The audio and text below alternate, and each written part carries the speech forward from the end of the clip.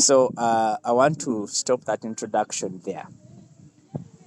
Okay, so let's get to introduction to debate. Let's get introduction to debate. Most of us are not new to debate. We are not new to the sport. We have debated before.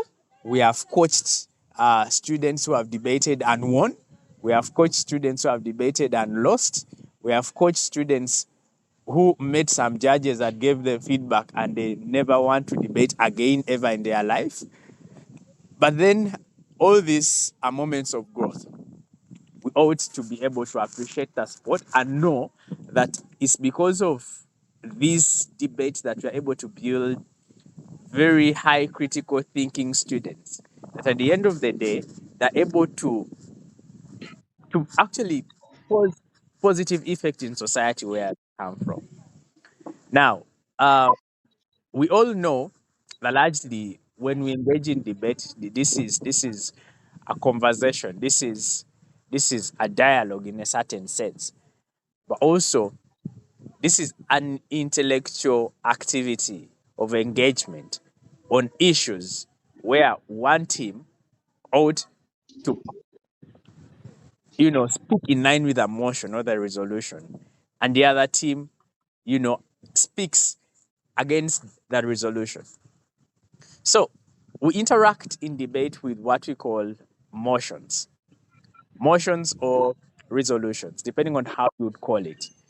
So in Uganda here, we engage our students largely in what we call the World Schools debate format. There are very many formats of debate that do exist. At a certain point in time, as patrons here, we would want to engage in a debate. But at your level, would choose, maybe for purposes of building the sport, we may choose to adopt the same World Schools debate format. But then that does not sometimes resonate with the kind of people you are.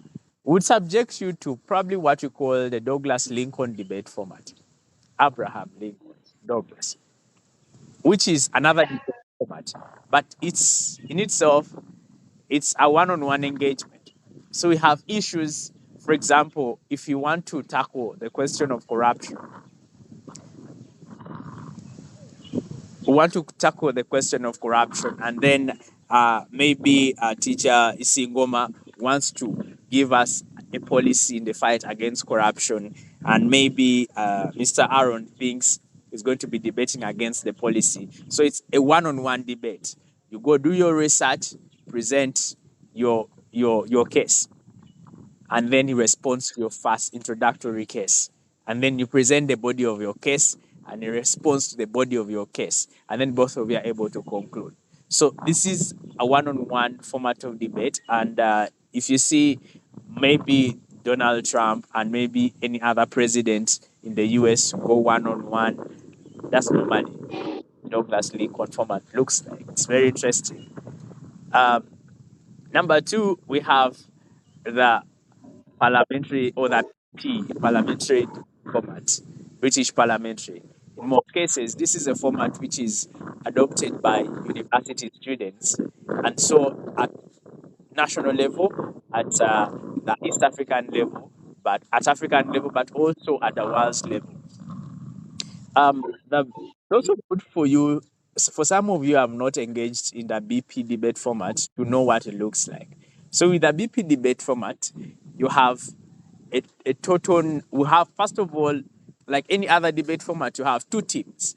You have the team that is proposing the motion or proposition team, and you also have the opposition team.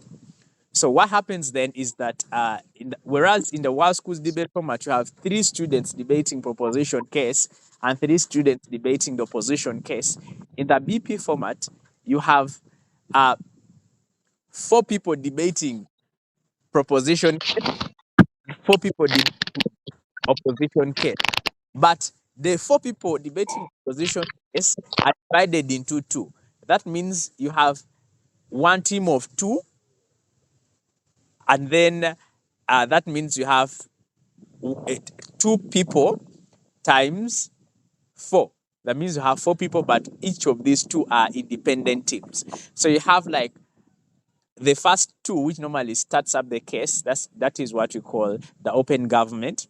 So the open government has the 2 people, that is the prime minister who flags off the case, and then the deputy, and then it goes down the other side on the same bench to closing government, which has 2 people again, and then opening opposition, which has 2 people again, and closing opposition, which also has 2 people. So it's a very interesting debate format. For those of you who have gone to universities, and for those of you who would want to like get so deep into this kind of debate format, we will be able to create some time and space for us all to learn the same. This year is also good for you to know as patrons. Uganda is going to be hosting what we call the Pan-Africa Universities Debate Championship on the same format which I was explaining to you. That means all African universities are going to be in Uganda for Pan-Africa University Debate Championship. And for those of you who have done it before, it is also good for you to apply to judge at that level. It will be very good. But for all those of you who are still in school as well, upgrading, you can as well be interested in participating at every level. And I think this is going to be a very great experience. Last year, I was supposed to travel to Togo to attend this championship. But then because we had elections of the new executive leaders of the National Students Association, we were not able to go. But then a colleague of ours, some colleagues